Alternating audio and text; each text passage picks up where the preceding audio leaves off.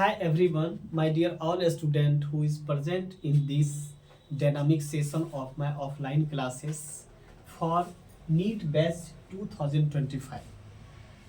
Today I will learn or read a very special topics which is most important to all of you for the NEET examination. It may be possible two or more than two questions sure and certainly asked in the NEET 2025 examination. I will write here that topic is known as functional groups isomerism. Functional group isomerism.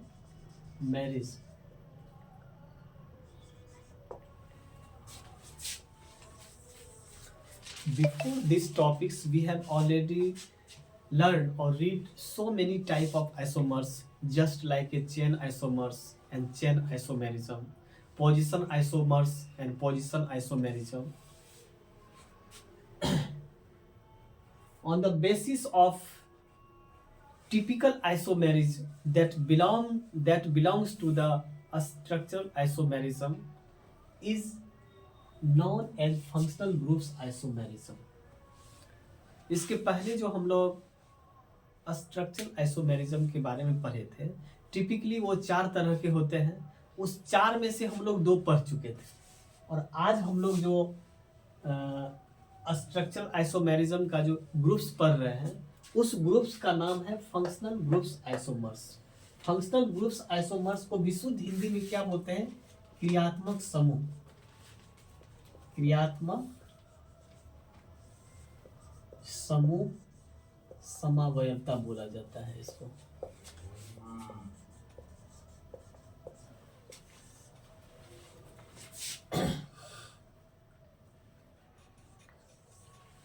क्रियात्मक समूह समावयवता में जो है यौगिकों की संख्या कम से कम दो होगी, दो से ज्यादा तीन हो सकते हैं, चार हो सकते हैं, पांच हो सकते हैं। उनके जो अणुसूत्र हैं, जिसको मॉलिक्यूलर फार्मूला हम लोग कहते हैं हिंदी में, वह बिल्कुल ही इक्वल होगा, एक दूसरे के बराबर होगा, बिल्कुल समान होगा। लेकिन उसके बनावट के आधार पे, उसके संरचना को अगर आप ध्यान में रखेंगे तो उनका जो है नाम आपका बिल्कुल बदल जाएगा। उस कंपाउंड का नाम उसके क्रियात्मक समूह के मौजूदगी के कारण वह बिल्कुल अलग रहेगा, इसलिए उसका नाम भी अलग रहेगा। तो हम कह सकते हैं क्रियात्मक समूह समावयवता का जो कॉजिंग फैक्टर है क्या है? फंक्शनल ग्रुप्स की मौजूदगी। Present of functional groups is the main causing factor of the functional groups isomerism. तो आप इसके इंट्रोडक्शन को ऑन बोर्ड अगर आप क्लास के बाद अगर लिख सकते हैं तो बहुत अच्छी बात है। तत्काल मैं आपको बहुत ही अच्छी तरीका से इसका जो डिफिनेशन है मैं आपको बताने जा रहा हूं। आप लोग इसको लिखना चाहे तो लिख सकते हैं। टू और more compound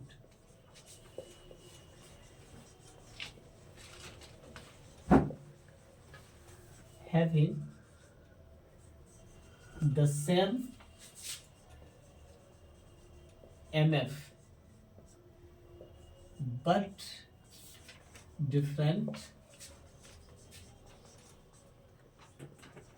functional groups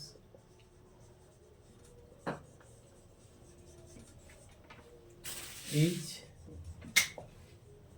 called functional groups isomers, and the phenomenon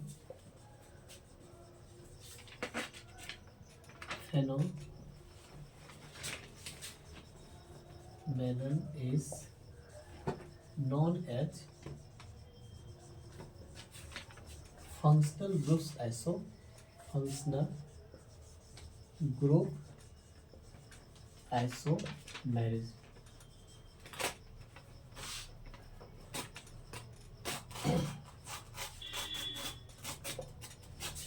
for example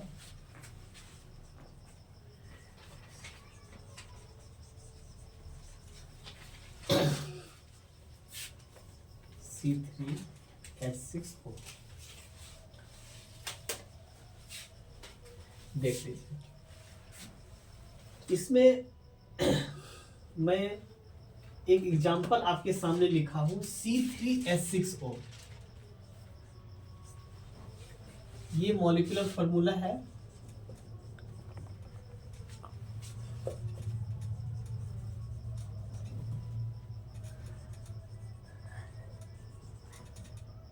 ये मॉलिक्यूलर फार्मूला है और यह मॉलिक्यूलर फार्मूला जो है किसी एक कंपाउंड का नहीं है, किसी एक कंपाउंड को यह रिप्रेजेंट नहीं करता है। फंक्शनल ग्रुप्स के कारण जो है, अगर इनका स्ट्रक्चर्स को आप ध्यान में देखेंगे तो यह बिल्कुल दो तरह के आइसोमर्स आपको बनाएंगे। इसमें एक जो पहला आइसोमर्स है वो बनाएंगे प्रोपेनॉन, प्रोपेनॉन। दूसरा क्या बनाएंगे? प्रोपेनअल, प्रोपेनअल। ये जो नॉन है लगी हुई आपको, यह कीटोन ग्रुप्स को रिप्रेजेंट कर रहा है और इसमें अल जो लगी हुई है, अल जो लगी हुई है यह एल्डिहाइड ग्रुप्स को रिप्रेजेंट करता है। फंक्शनल ग्रुप्स आप लोग इसको लिखना चाहे तो बिल्कुल लिख सकते हैं। ये एग्जांपल है C3H6O। यह मॉलिक्यूलर फार्मूला है।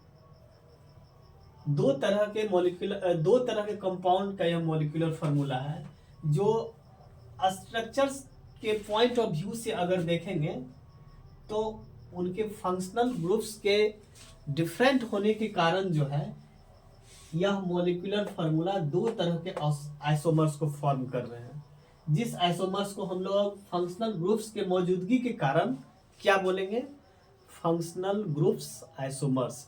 और इस परिघटना को, इस फेनोमिनन को, परिघटना मतलब क्या हो गया? यह एक ऐसा संयोग है कि वह सेम होते हुए भी, मॉलिक्यूलर फार्मूला सेम होते हुए भी उनके जो आइसोमर्स हैं वह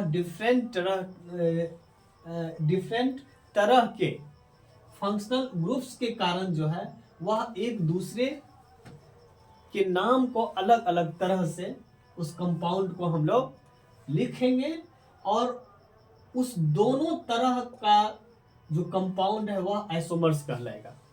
और कौन सा आइसोमर्स कहलाएगा? फंक्शनल ग्रुप्स आइसोमर्स कहलाएगा। इसका कॉजिंग फैक्टर क्या है? यह कीटोन ग्रुप्स ही उसका आइसोमर्स, कीटोन ग्रुप्स जो है वही उसका कॉजिंग फैक्टर है। इसके स्ट्रक्चर्स को हम लोग एक बार बना के देखेंगे। तो दोबारा मैं आपको बता देता हूं, क्रियात्मक समूह समावयवता किसे कहते हैं। इस डिफिनेशन के आधार पे हम लोग जो है कुछ क्वेश्चन, कुछ मल्टीपल चॉइस क्वेश्चंस को हम लोग क्लास के बाद बनाएंगे और जिससे कि इसके अगर अन्य तरह के भी फंक्शनल ग्रुप्स के एग्जांपल्स अगर पूछे जाएंगे तो वह बनाने में हम लोगों को कभी भी मिस्टेक नहीं हो सकता है, किसी भी प्रकार की गलतियां नहीं हो सकती है।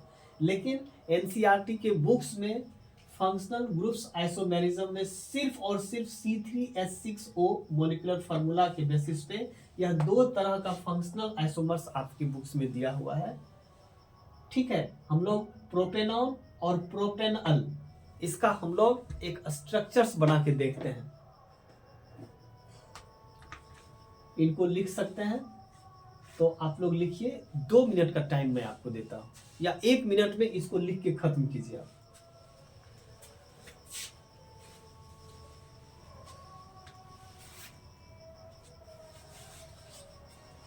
लिख लिए? चलिए इसको मैं मिटा देता हूं। अब ऊपर से मिटा रहा हूं मैं,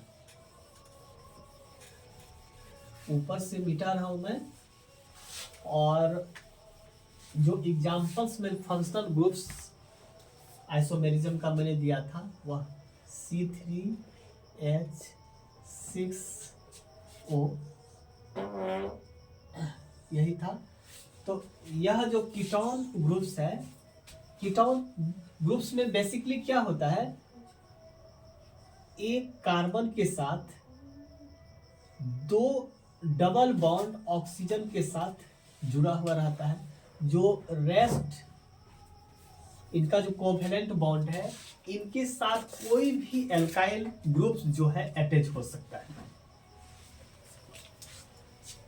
ये रिप्रेजेंट करता है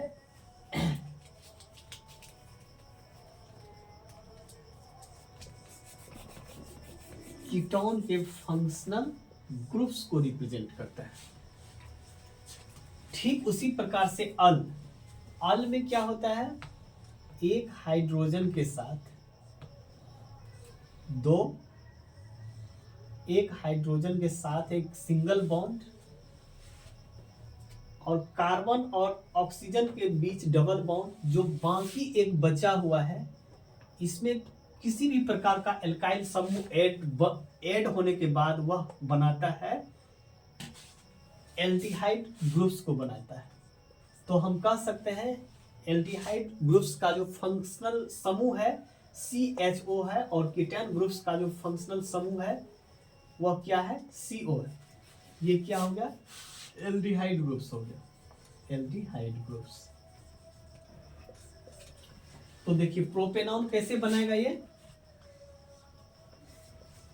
यहां हो गया, इनके साथ CH3 ऐड हो गया, आपका मिथाइल ग्रुप ऐड हो गया, और फिर इधर साइड में जो है आपको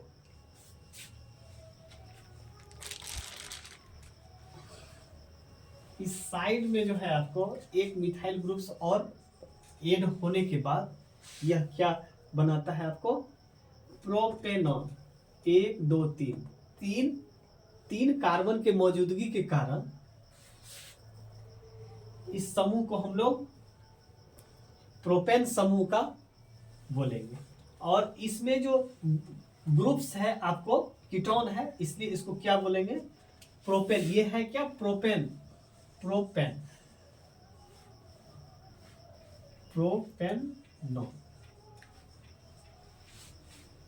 प्रोपेन वन जो हो गया वह कीटोन ग्रुप्स को रिप्रेजेंट करता है। तो ये प्रोपेन हो गया, इसके साथ 1 जोड़ दिए, ये सफिक्स हो गया आपको, ठीक है। और ये प्रोपेनल जो हो गया, इसी के साथ एक यहां पे हो गया,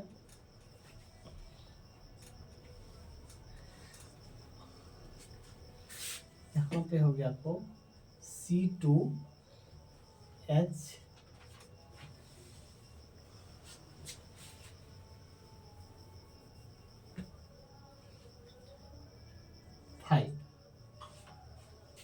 C2H5 हो गया, और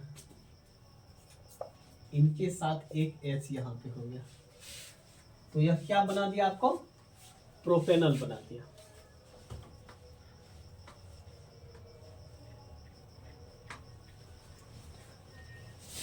C2H5,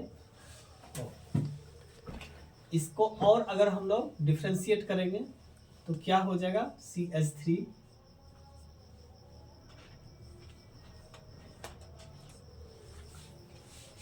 CH2, और यह जो है H हो गया। अब देखिए इसमें टोटल नंबर ऑफ कार्बन कितने हो गए, 1 2 3, और हाइड्रोजन कितने हो गए, 3 + 2 5, एक 6 आ गया आपको C3H6O। यहाँ से आप देख सकते हैं बिल्कुल यही है इसका मोलिकुलर फार्मूला जो है। इसको अगर आप इसके इस मॉलिक्यूल्स में अगर एक एक परमाणु को अगर आप काउंट करेंगे तो बिल्कुल इतना ही हो जाता है। C3H देखिए इसमें कितने हो गए, 6 हो गए, 3 + 2 + 1, 3 2 5 1 6 हो गए। कार्बन इसमें 3 है ऑलरेडी, ऑक्सीजन इसमें कितने हैं, 1 है। तो सब अपने अपने ऑक्टेट को पूरा कर लिए। बस यही आपके एनसीईआरटी बुक्स में एक एग्जांपल्स है फंक्शनल ग्रुप्स आइसोमेरिज्म का। इस मॉलिक्यूलर फार्मूला के आधार पर यह 2 तरह के जो है आपके क्या हो गए, फंक्शनल ग्रुप्स आइसोमर्स हो गए। दूसरा लास्ट आइसोमर्स है स्ट्रक्चरल आइसोमेरिज्म का, वह क्या है? मेटा आइसोमर्स है। मेटा आइसोमर्स,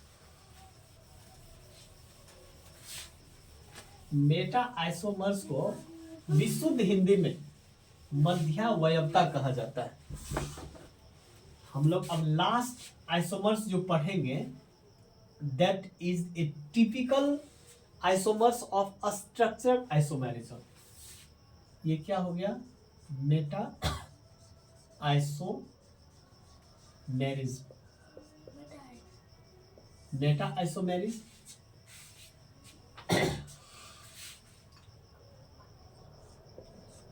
इसकी उत्पत्ति कैसे होती है? मेटा आइसोमेरिज्म की उत्पत्ति कैसे होती है? एल्काइल चेन के द्वारा यह इसकी उत्पत्ति होती है। इसमें क्या होता है? फंक्शनल ग्रुप्स के ही किसी न किसी साइड में जो है,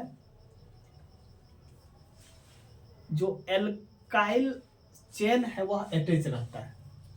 मॉलिक्यूल्स का जो फंक्शनल ग्रुप्स है, उस फंक्शनल ग्रुप्स के साथ ही वह सटा हुआ होता है और लगा हुआ होता है।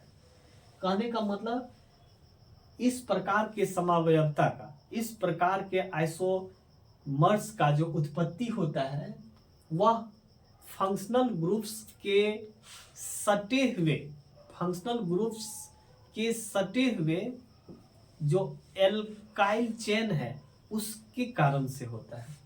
तो आप लिख सकते हैं, it is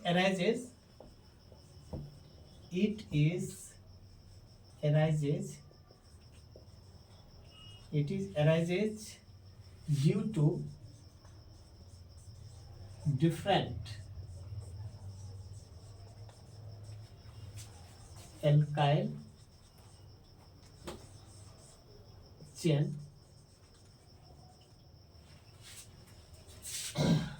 on either side of the functional group of functional groups in the molecules.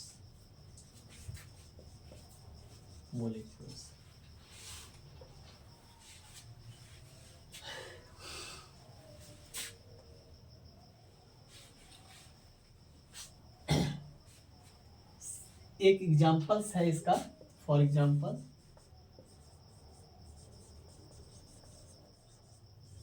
C4H10O, यह मोलिकुलर फार्मूला है। ये किसी एक कंपाउंड का मोलिकुलर फार्मूला नहीं है।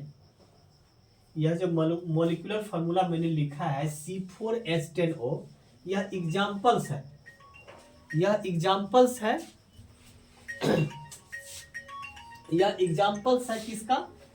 मेटा आइसो, यह एग्जाम्पल्स है मेटा आइसोमर्स का। C4H10O यह मेटा आइसोमर्स का एग्जाम्पल्स है। और इस मोलिकुलर फार्मूला के आधार पे हम दो तरह के जो है आइसोमर्स को हम लोग लिखेंगे। सबसे पहला आइसोमर्स हो गया आपको मेथॉक्सी,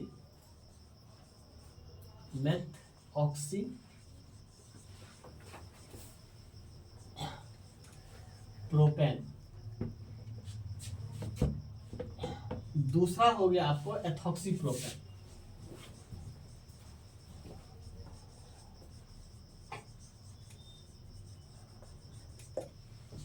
यह दो तरह के कंपाउंड हैं और दोनों का बताए थे ना। आइसोमर्स का मतलब क्या हो गया कि यह एक ऐसी परिघटना है, यह एक ऐसा संयोग है जिसमें मॉलिक्यूलर फार्मूला जो है बिल्कुल ही बराबर होगा। मॉलिक्यूलर फार्मूला जो होगा, तो यह जो रिप्रेजेंट कर रहा है C4H10O, यह दो तरह के आइसोमर्स को रिप्रेजेंट कर रहा है अपने मॉलिक्यूलर फार्मूला में छिपे हुए। इस मॉलिक्यूलर फार्मूला में जो है छिपे हुए दो तरह के फंक्शनल ग्रुप्स के इस मॉलिक्यूलर फार्मूला में छुपे हुए जो एल्काइल चेन है फंक्शनल ग्रुप से बिल्कुल अटैच, फंक्शनल ग्रुप से बिल्कुल सटा हुआ या उससे लगा हुआ जो एल्काइल चेन है, समझ रहे हैं ना। तो उसके मौजूदगी के कारण जो है यह जो है दो तरह, यह मॉलिक्यूलर फार्मूला जो है बिल्कुल दो तरह का जो है आइसोमर्स बना देता है। तो सबसे पहला आइसोमर्स हो गया आपको मेथॉक्सी प्रोपेन, दूसरा आइसोमर्स क्या हो गया एथॉक्सी प्रोपेन। इस तरह के मल्टीपल चॉइस क्वेश्चन आपको पूछ सकते हैं। सपोज कीजिए कि मेथॉक्सी प्रोपेन और एथॉक्सी प्रोपेन, तो क्वेश्चन में अगर आपको रहेगा methoxy propane and ethoxy propane are, मैं लिखता हूं, क्वेश्चन में रहेगा methoxy propane and ethoxy propane are example of isomerism. Number A में दे देगा आपको चेन आइसोमेरिज्म,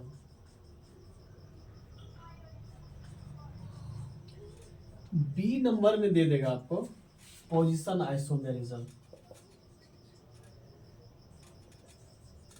पोजीशन आइसोमेरिज्म, सी में दे देगा आपको functional groups isomerism,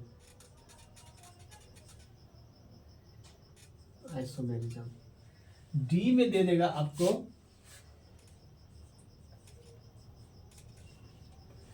structural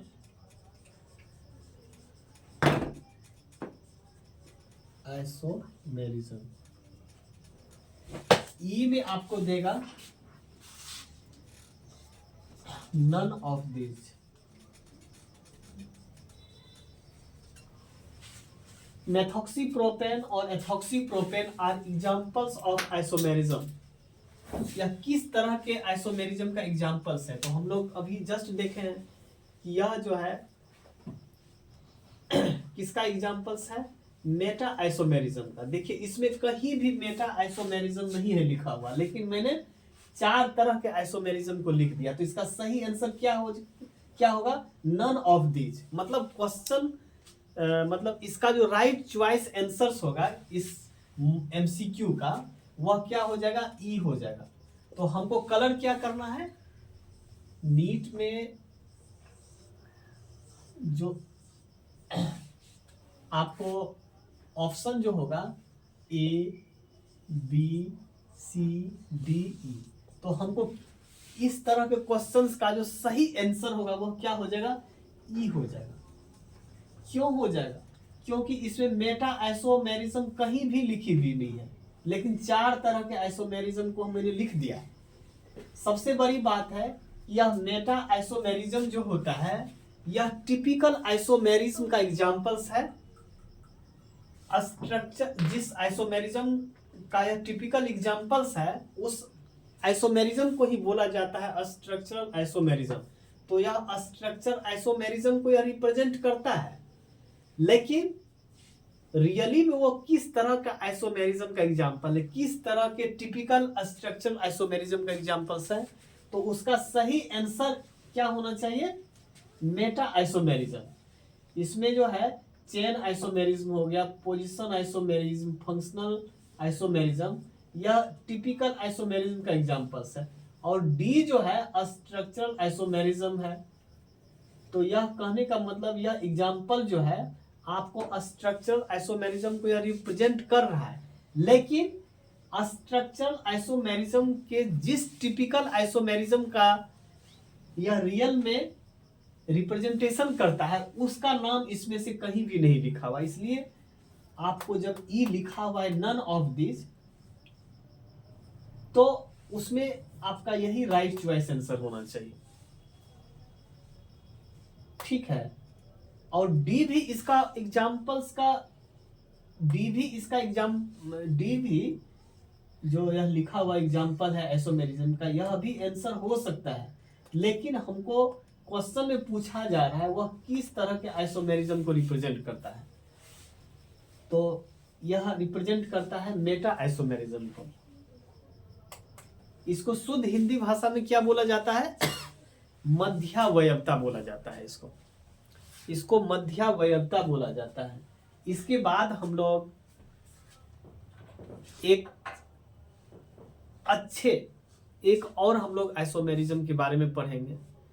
isomerism को अगर मोटे तौर पे डिवाइड किया गया है तो दो तरह के, मतलब आइसोमेरिज्म की जो घटना है इसको पूर्ण रूप से मोटे तौर पे दो भागों में डिवाइड किया गया है, एक स्ट्रक्चरल आइसोमेरिज्म और दूसरा स्टीरियो आइसोमेरिज्म। तो हम लोग एक भाग को खत्म कर चुके हैं, अब दूसरा जो आइसोमेरिज्म है हम लोग वो आइसोमेरिज्म पढ़ेंगे, that is known as meta isomerism, that is known as meta isomerism.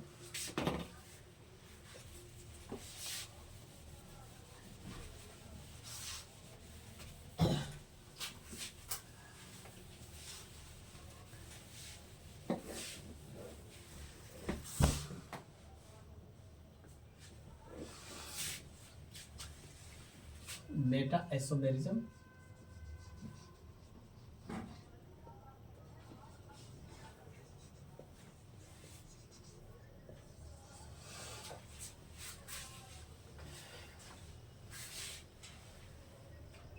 एक पीवाईक्यू हम लोग कर लेते हैं इस आइसोमेरिज्म में।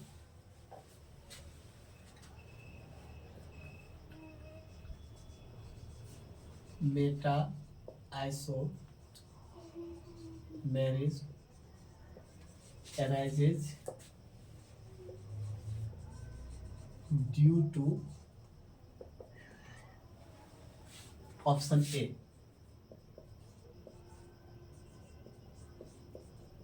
alkyl chain, option B,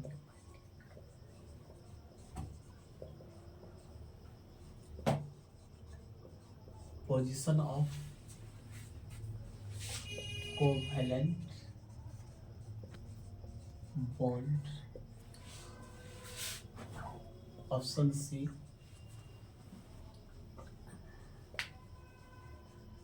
functional group,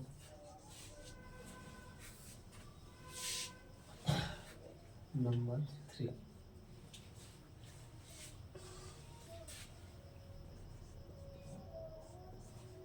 alkyl chain on the either side of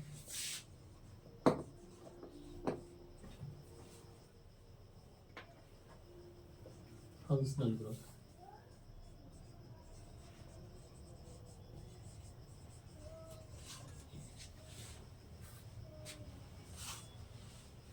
E,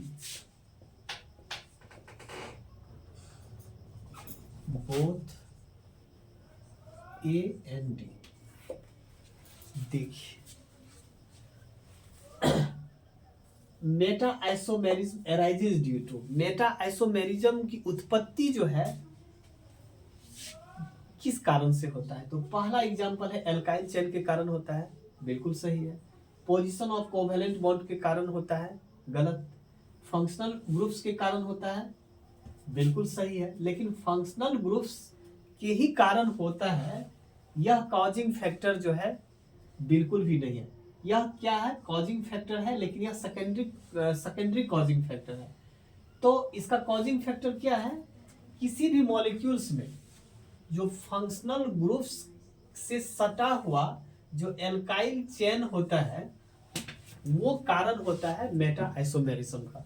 तो इसका सही सही जो जवाब होगा क्या होगा? Option number D is the right answer of this multiple choice question. इसके बाद हम लोग लास्ट आइसोमर्स के बारे में पढ़ेंगे।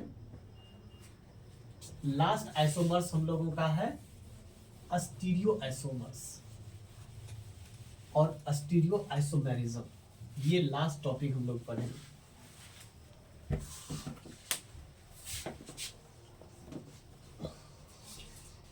स्टीरियो आइसोमेरिज्म,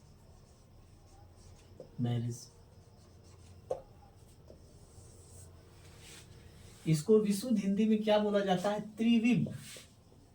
त्रिविम समावयवता बोला जाता है इसको, समावयवता।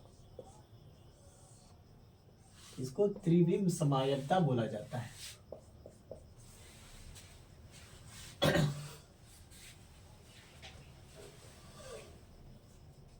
त्रिविम समावयवता बोला जाता है।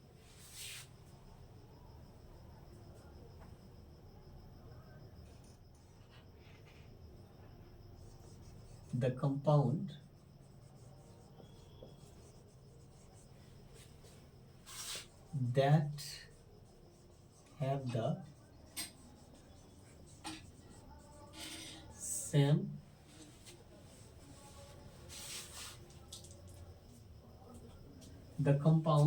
that have the same constitution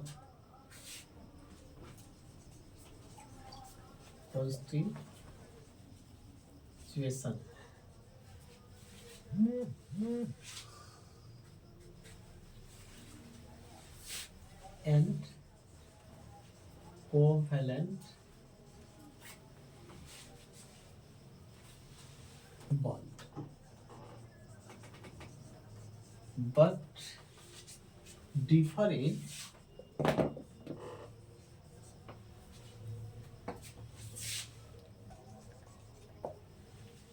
इस तरह के जो आइसोमर्स होते हैं उसमें बिल्कुल ही कोवेलेंट बॉन्ड जो है बिल्कुल एक समान होता है और कॉन्स्टिट्यूएशन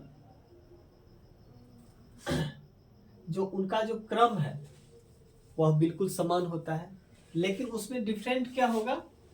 different in position of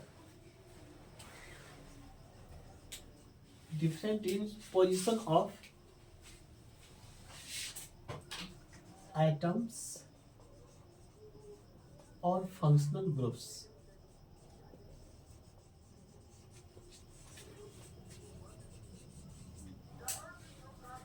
in the molecule.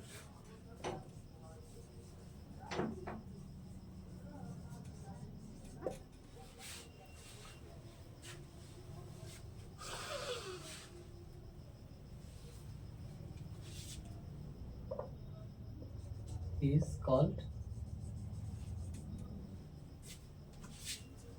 a stereoisomers.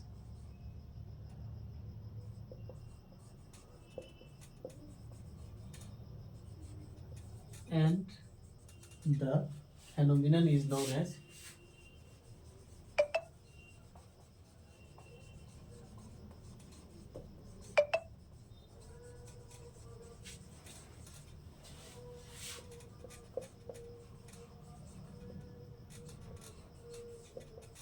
isomerism.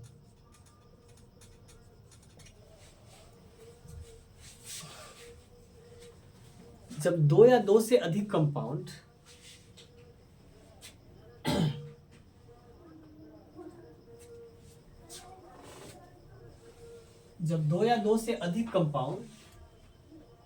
उनके जो कोवेलेंट बॉन्ड का जो प्रकर्म है वह बिल्कुल समान होगा आपको, और उसका जो कंस्टिट्यूएशंस है वह बनावट के दृष्टिकोण से अगर देखिएगा तो वह बिल्कुल इक्वल हो जाता है।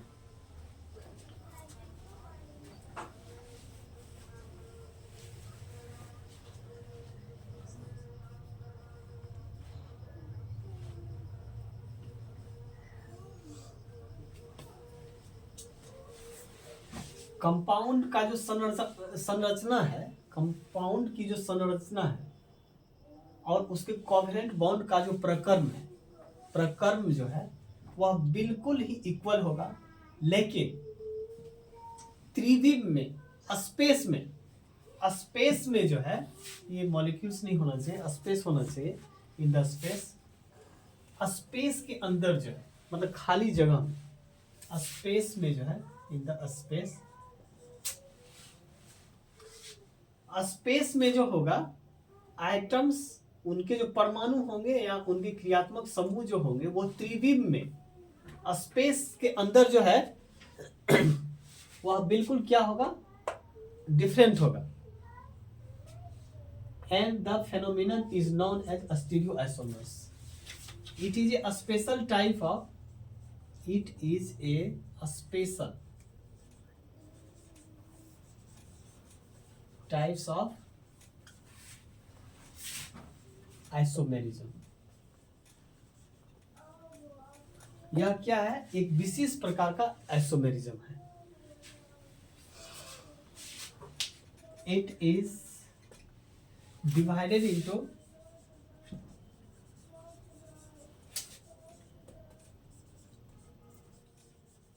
Two categories.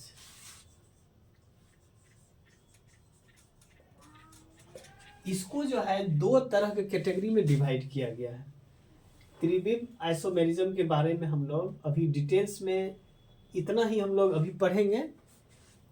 इसको दो तरह के आइसोमेरिज्म में डिवाइड किया गया है। सबसे पहला हो गया जियोमेट्रिकल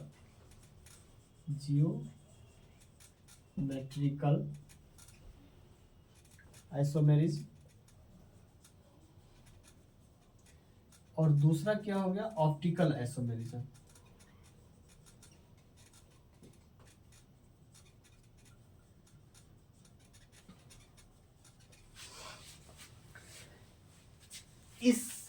इसके बेसिस पे आपको जो है कम से कम 2 या 3 तरह के मल्टीपल चॉइस क्वेश्चन जो है आपको बन सकता है। इस क्लास के समाप्त होने के बाद जो हम लोग स्पेशल क्लास जो करेंगे उसमें हम लोग इसका MCQ कंप्लीट करेंगे। तो thank you very much all of you for your dedication, for your concentration. हम लोग फिर एक नए एनर्जी के साथ हम लोग अनदर क्लास में कवरेज हम लोग इस टॉपिक के आधार पे करेंगे जो मल्टीपल चॉइस क्वेश्चंस होंगे। Welcome, thank you.